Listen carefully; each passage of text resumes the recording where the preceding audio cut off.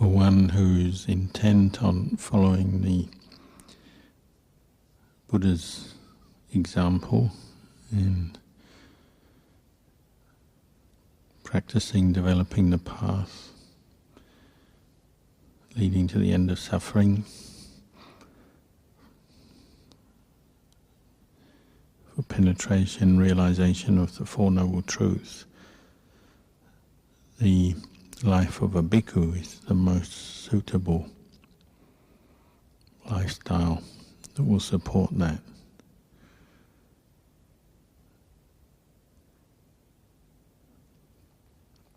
The Vinaya training and the ways of practice of a Buddhist monk are all designed with the intention of helping us towards liberation.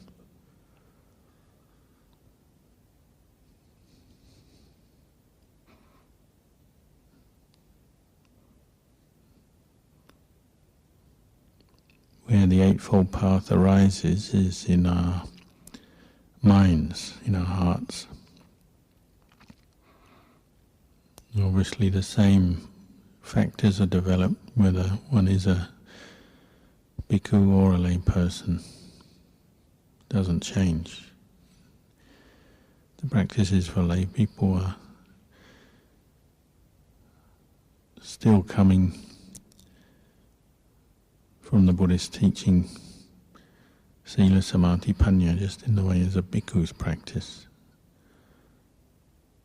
It's coming from the enlightened mind of the Buddha.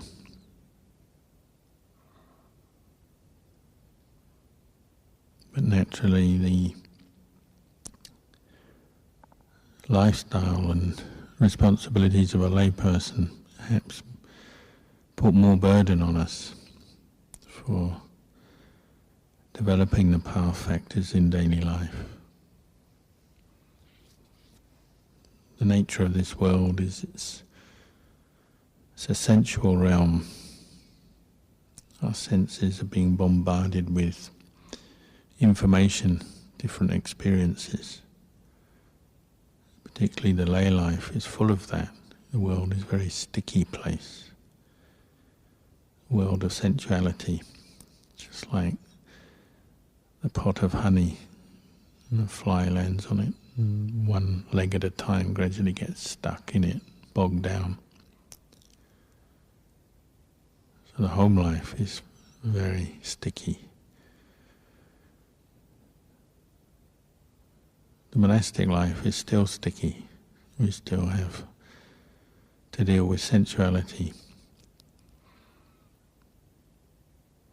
But the Vinaya training and the system of training and practices are very conducive over time for helping to unstick the mind. There's a refinement that you can't find anywhere else in the world that you can really compare with it. The way of the world is always tends to promote sensual attachment, material attachment. The way it is now, it's the capitalist system is basically the norm. Everybody is earning a living, making money. Often we associate happiness with that in the world. The more money we have, the more we can do, the more we can have, the more freedom we have to do what we want, the less we have to endure discomfort and inconvenience.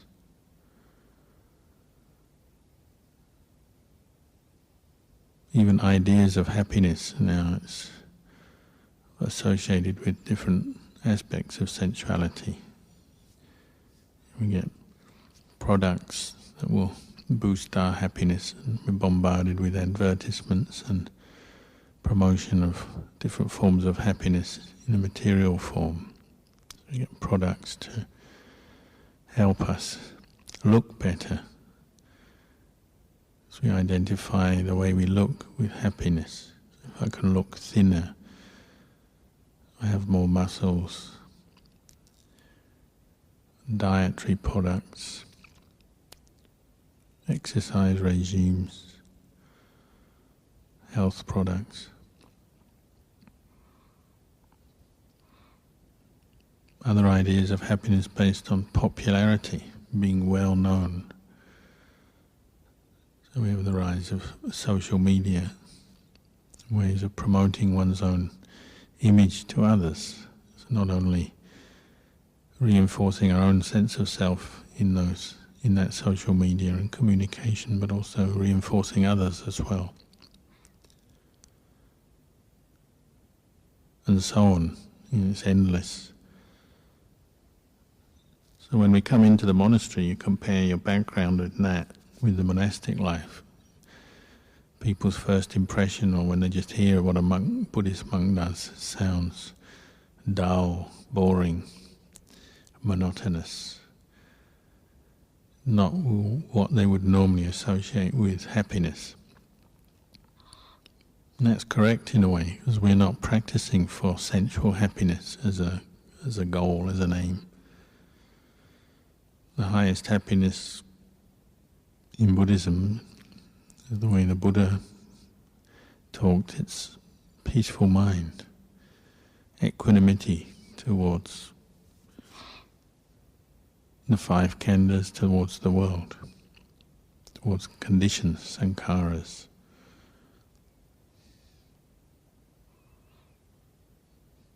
Again, it's not really in line with the way the average person in the world will probably think. They think preserving a sense of personal identity and having a lot of interests and passions and attachments will probably lead to happiness. And the monastic training is going in the other direction, letting go of attachments, letting go of this habit of identifying with the five khandhas as self. This leads to happiness through release. Cessation of craving and attachment leads to release and liberation.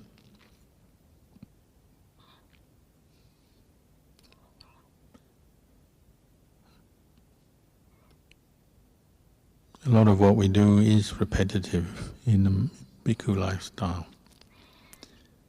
Repetitive, but not necessarily boring or monotonous.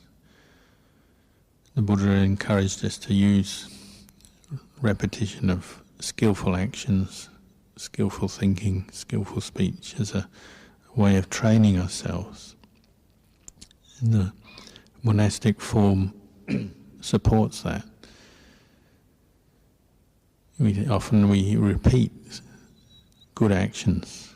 So like say when you acquire a new robe, you bindu it, you mark it 3 times. Then you adhitāna it 3 times. You make a determination, and this is my sabong or chivara, whatever. We consciously repeat actions as a way of bringing up mindful awareness of what we're doing. We wear the same robes every day. We look the same, but we become mindful of how we treat the robes, how we wear them. We have many rules guiding this. We have reflections that we repeatedly use, reflect on the impermanence of the robe and the one wearing it. The way the robe and the person wearing it come from elements, and these elements are impermanent, unclean. The way the robe comes in contact with the body, it becomes dirty, ultimately subject to degeneration. Nothing lasts.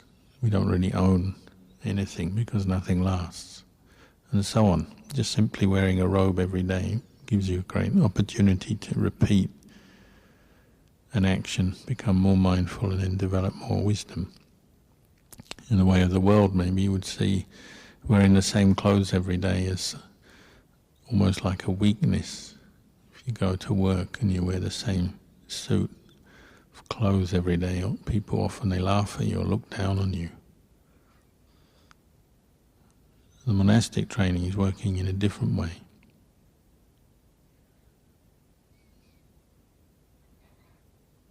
It's geared to developing mindfulness, this quality of paying attention to what we're doing, what the mind is involved with. So a lot of repetition is like that. It helps to repeat things, say things. 3 times you adhitthana row, 3 times you take refuge in Buddha Dhamma Sangha. We chant the Patimokkha every 2 weeks. We reveal our offences, the apati, every 2 weeks. At the beginning of Vasa we determine to spend the rains in a certain place or a certain kuti. We chant it 3 times. At the end of Vasa we chant the Purana 3 times, and so on. In many skillful practices we learn in the monastic training, and we tend to repeat them daily, weekly, yearly, and as we repeat them, even just moment by moment, we often repeat them over and over again. We often chant the same chants regularly. We bow regularly, and so on. A lot of repetition. So by the ways of the world, that sounds boring, monotonous. But for one developing mindfulness, you can see it's actually develops the power of mind, one-pointedness. If you say something 3 times over, it really sinks in. It really makes you conscious and aware of what you're doing at that time. If you bow 3 times, usually by the 3rd bow you've slowed down, you're aware of what you're doing. You see, the way of lay people is often they just bow once and they sort of move their hands a little bit. The way of the world is we like to be fast and moving on to the next thing, so to slow down and bow 3 times is often seems just like an obstacle to what you're going to do next. It's not yet taking it as a mindful practice. So the flavour of the monastic training is like this, often repeating activities over and over again. These are helping us to bring up effort pointed to developing skillful states of mind, developing mindfulness. And mindfulness is like, Ajahn says, it's like the salt in a curry. It's the one thing that you put in every curry just to give a bit of flavour, and it enhances the flavour of the other ingredients.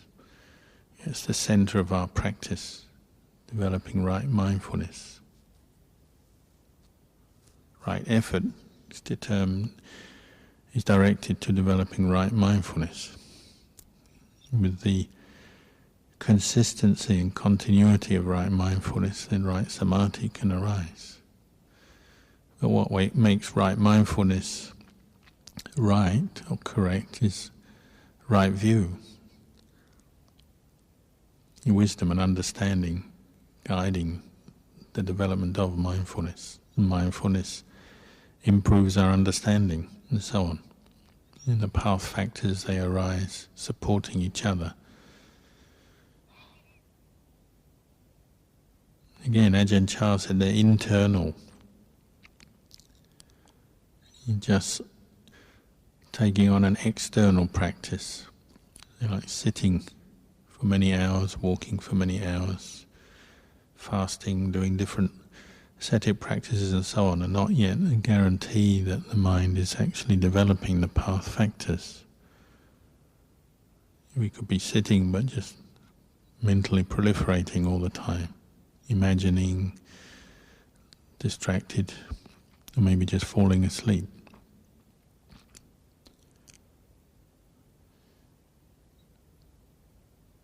So developing these path factors is something that's going on. It's not restricted to posture, time, place.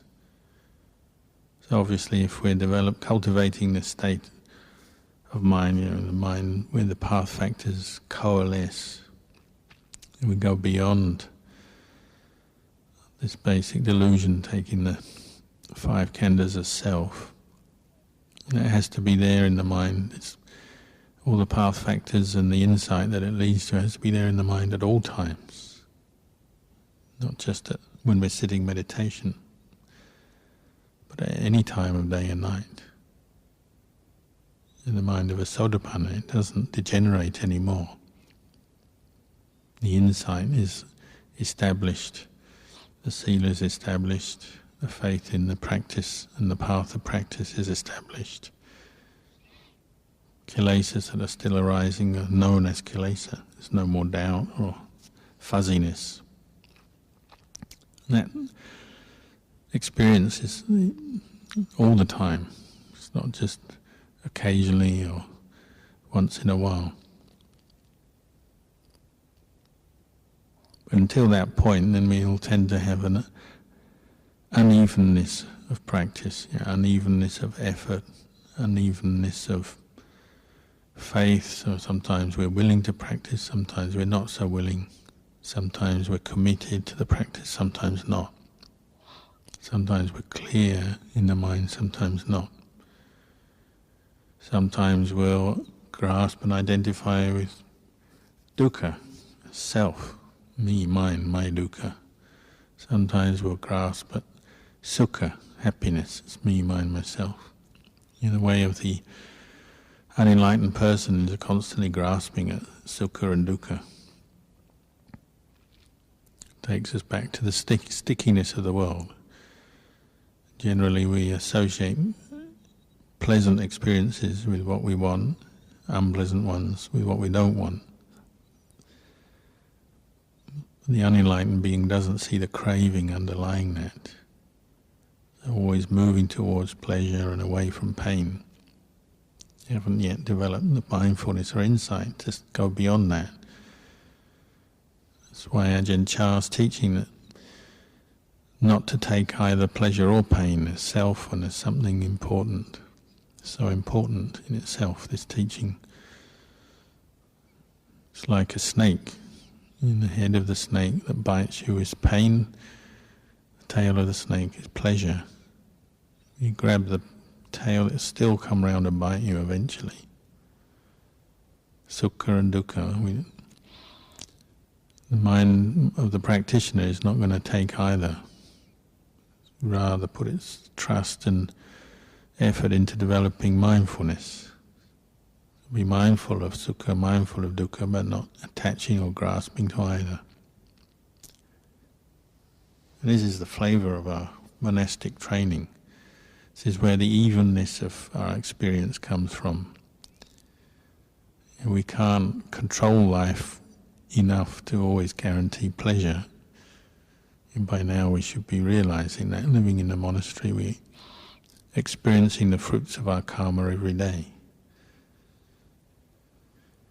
But we can develop the path so that we have enough mental resources, mindfulness and wisdom to deal with the ups and downs of our karmic or our resultant karma as it comes back to us. These khandhas are the fruits of our karma. The body we have, it's come about through karma. The pleasure and painful experiences we're experiencing have come about through karma. Where we're developing new karmas with the sankhara khandha. What do we do with these khandhas? How do we treat them? How do we relate to them? And this is where we develop the path.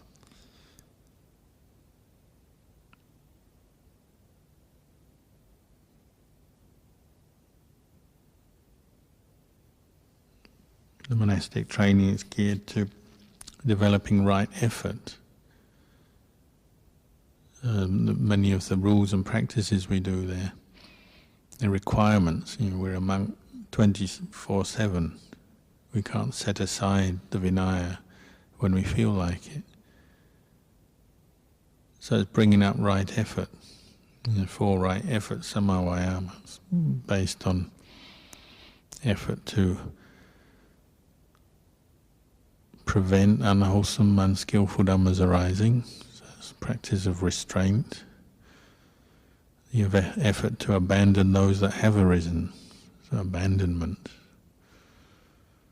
The effort to cultivate and develop wholesome, skillful dhammas.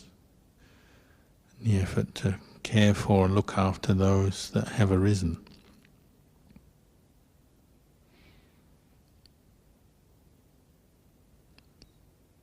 It's one way of looking at our practice through our day, through our monastic life. So are we practicing right effort or not? The basic practice of restraint is essential for a bhikkhu. The restraint of the sense doors, the 6 sense doors.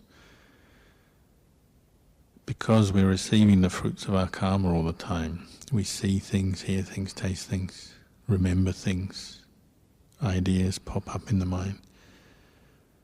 How do we deal with them? How well do we deal with them? The basic practice is one of restraint, to prevent unwholesome dhammas arising. So that means sometimes we have to work hard to not to dwell on things through our senses, not to look at something that will stir up lust or hatred, not to listen, not to taste, touch, smell, not to dwell on those thoughts, ideas, memories that bring up lust or hatred.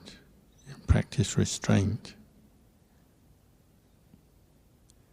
We have to be careful what we do with our senses, how much sense contact we have. Again, if you're back in the world, so you live in a city or town or back at home, there's a lot more sense contact. It's more sticky. It's more provocative, more tempting. You have to work harder with the practice of restraint to avoid unwholesome mental states being stimulated by the sense contact. When you use technology, computer, so easy for us to be stimulating unwholesome states of mind. You travel, move around and so on. We practice restraint as a basic part of our lives. Sometimes we close our eyes, sometimes we cast our eyes downwards to avoid looking. Sometimes we move away from situations that are stirring up unwholesome states of mind. Sometimes we keep our mouth shut when we're tempted to speak in an unrestrained way, and so on. In the practice of restraint, this is right effort, the effort to prevent unwholesome dhammas arising.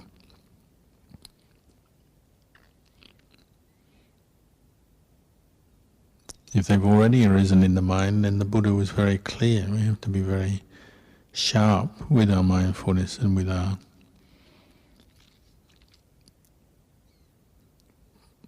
practice of abandonment. Not to dwell on unwholesome states of mind, not to delight in them, indulge in them, not to hold on to them.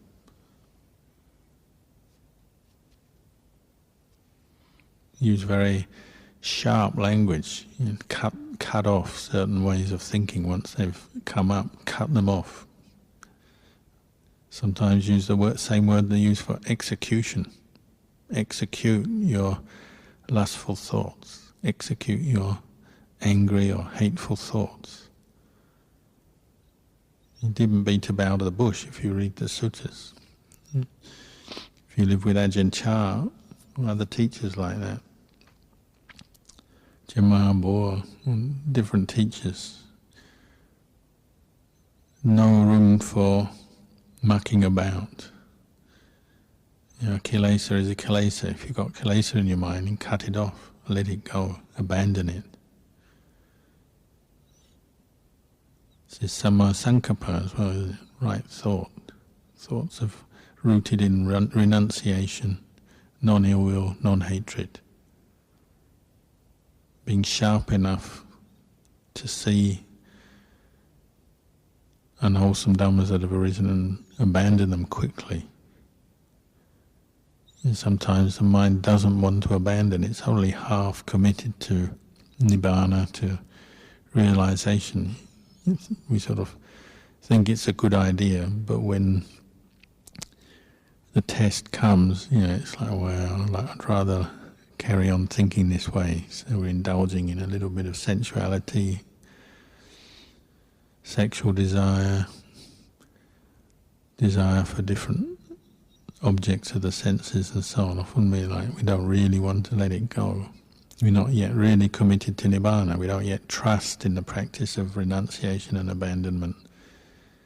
Maybe we doubt it, or we're afraid sometimes. With ill will and hatred, same. Sometimes we're just not willing to give it up. We think we're right, we've got some reason that we're angry or upset. We'd rather stick with that than do what the Buddha told us to do and let it go.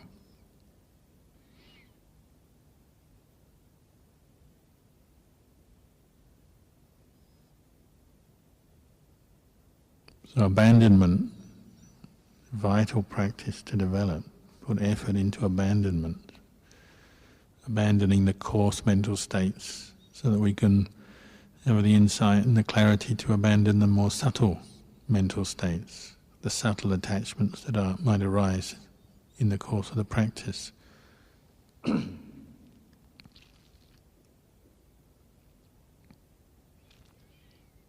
Sometimes in the beginning of the practice, a lot of our abandonment comes through just what you might call a weak practice of vipassana. When you make weak tea, you put a tea bag in a cup of hot water just for a few moments, take it out and you get a little bit of taste. When we begin the practice of insight is often very weak, it's not well established, mindfulness is not strong, the mind is not calm yet. But we can still reflect on the impermanence of our mental states. With a little bit of weak vipassana, you can still let go of things, abandon things.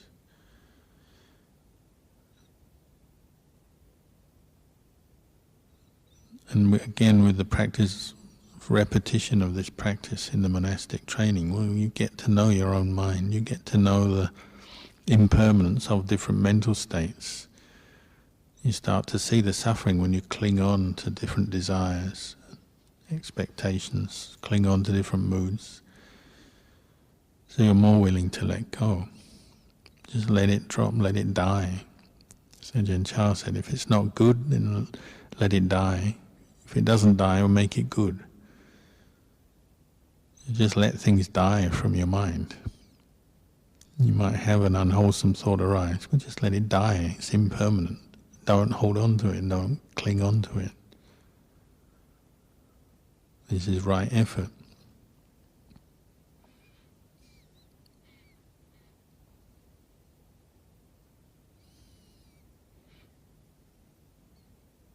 The effort to cultivate and develop the path, probably what we think about most.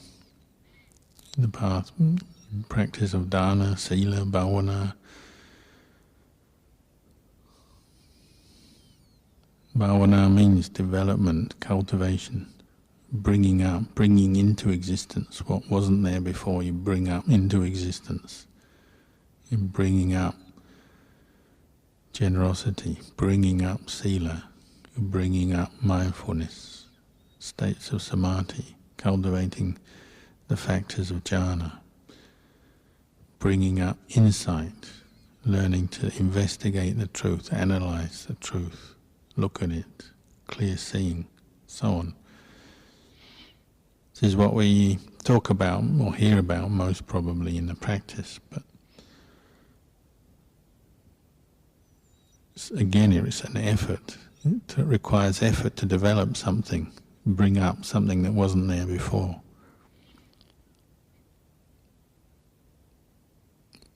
Over the years, you appreciate the value of sangha. You're living with sangha, you're constantly getting encouragement to bhavana, to cultivate the path, cultivate through keeping the Vinaya, keeping the practice. The value of Sangha is you get good examples from others, you get reflections from others, admonitions from others, support in different ways. Kalyano Mitta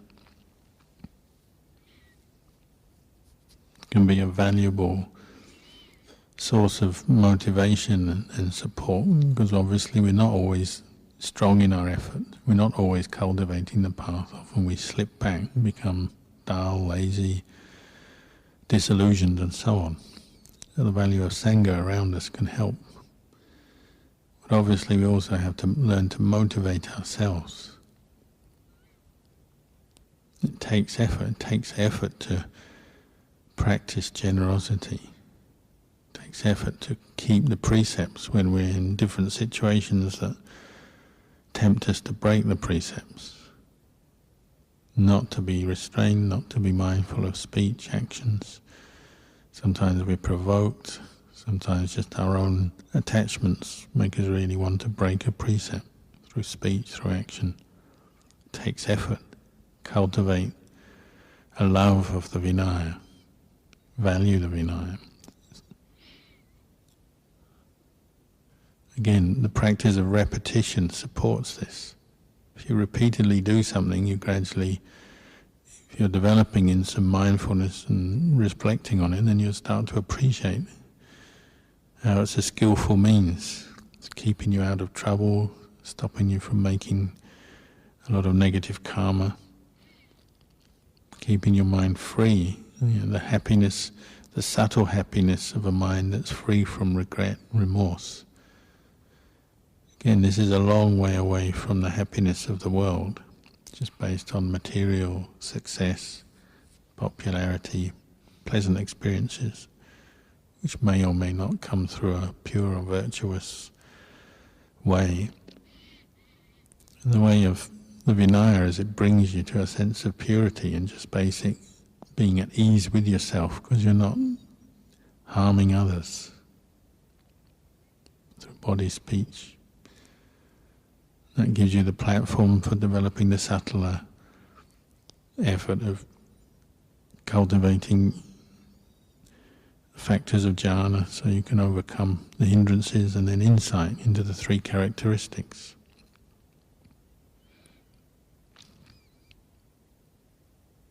Probably the hardest effort of all, even though it might not seem it at first, but the hardest effort of all is caring for the good dhammas, the wholesome dhammas you've developed, and building on them. Ajahn Chah used to say, it's one thing to develop some peace in your meditation, it's another to look after it.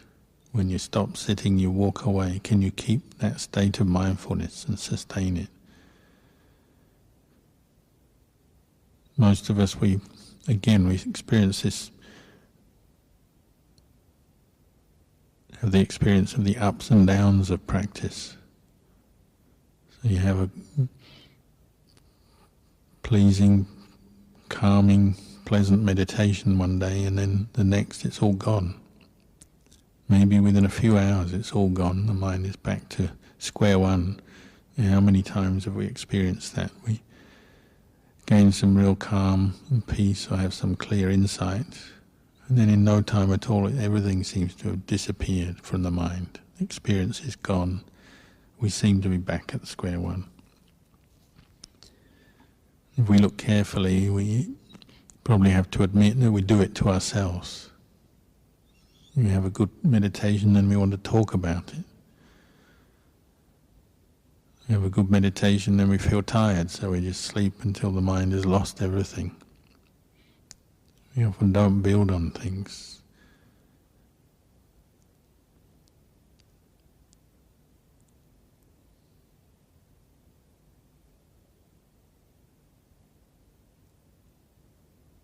And we have a good period of practice in the monastery, and then we travel somewhere.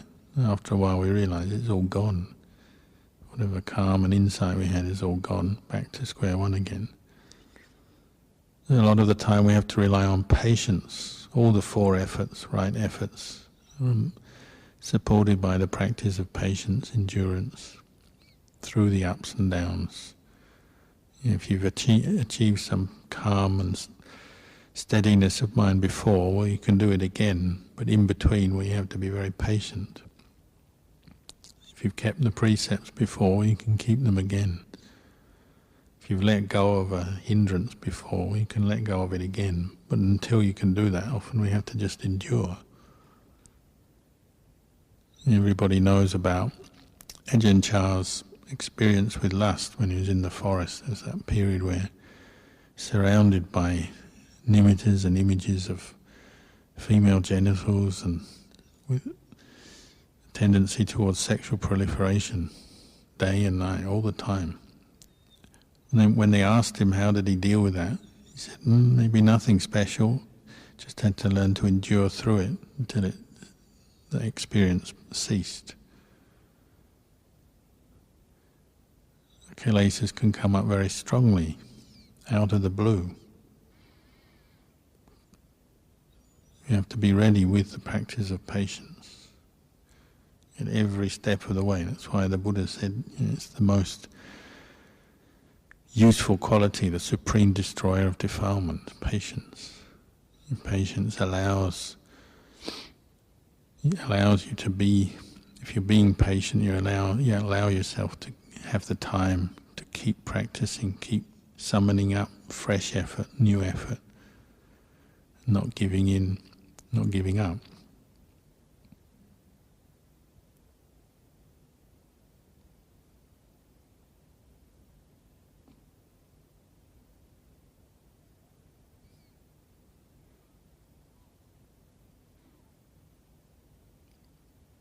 You have to be patient towards the world, because the world, the way of the lay world, most people don't have much of a clue what we're doing or why, or don't see much purpose in it. So to be very patient to all the different views, even towards the Buddhist community, so many views and opinions about the practice. To be very patient. You have to be patient towards the Dhamma Vinaya. And the Buddha himself said, I'm not going to spoil you, monks. I'm going to keep nagging you and reminding you of what you've got to do.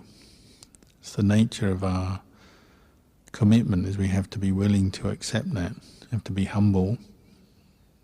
Teachers will remind us of things, other monks remind us, or just the reflection on the Vinaya. We keep having to remind ourselves what to do, the rules to keep, what practices to do. Again, it's that repetition. Keep applying the mind to the practice.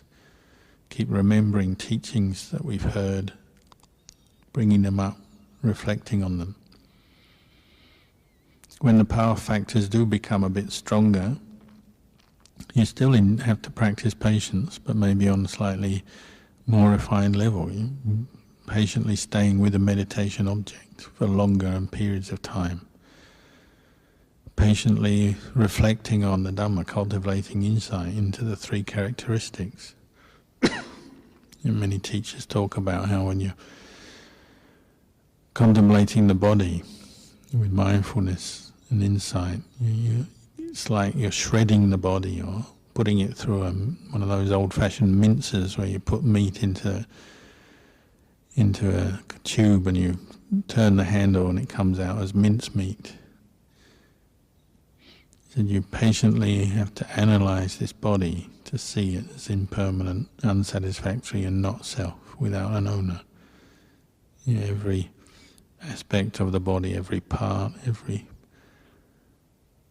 characteristic of it is anicca dukkha anatta, but it's not enough just to believe that. These are not theories that you just believe in and say, I know it's impermanent, I know it's not self. It's not good enough, just the intellectual knowledge.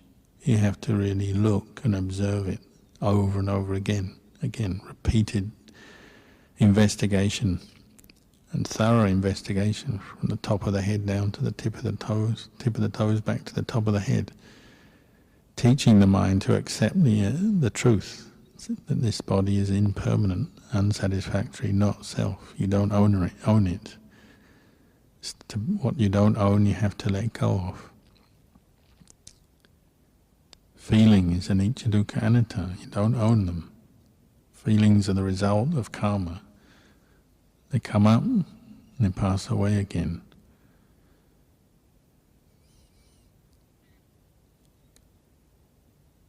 Keep maintaining that insight to the point where it's just so thoroughly known to the mind, there's no doubt anymore. Whatever the feeling is, whether it's pleasure or painful, not to get lost in it, not to make a mountain out of a molehill and end up thinking and proliferating all around a certain feeling or experience that we have. It's just that much. Feeling arises, passes away. Pleasant things happen, give pleasant feelings, they arise, they pass away. Unpleasant things happen, it arises, passes away. What's left is the insight. It's anicca. What's anicca is anatta. It's not self. You don't own something that's already gone.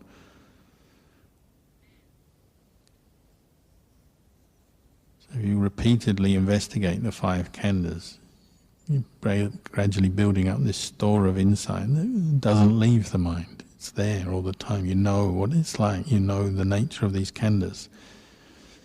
If it's true for these khandhas, it's true for other people's khandhas. So the more you investigate, and this sense of detached awareness arises, it applies to other people as well.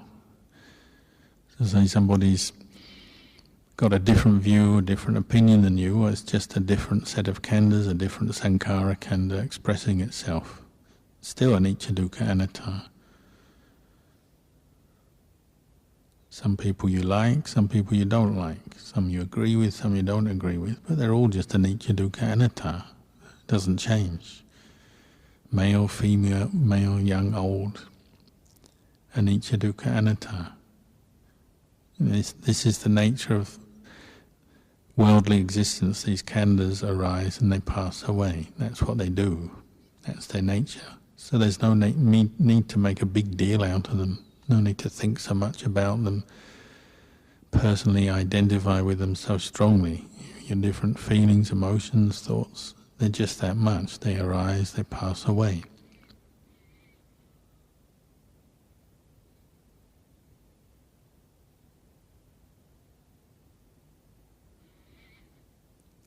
So this whole lifestyle is supportive of developing this insight into the true nature of things, the reality.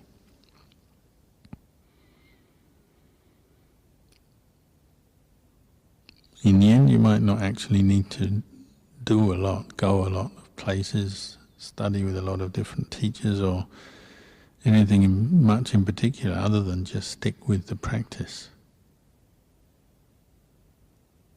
however long it takes. Obviously, as you're doing it, you need to reflect on, use these guidelines, these kind of reflections. Is your mind more peaceful or less peaceful? Are wholesome dhammas arising, or am I caught up into more unwholesome dhammas more often, more of the time? That's a sign that maybe something's not quite right. If you just keep applying to the practice, over time it's going to gradually have its effect. It's a conditioning process still. We're still caught into the realm of conditions, but these are the wholesome conditions, the wholesome conditioning process in cultivating the path, developing the path, looking after the path, looking after the mind.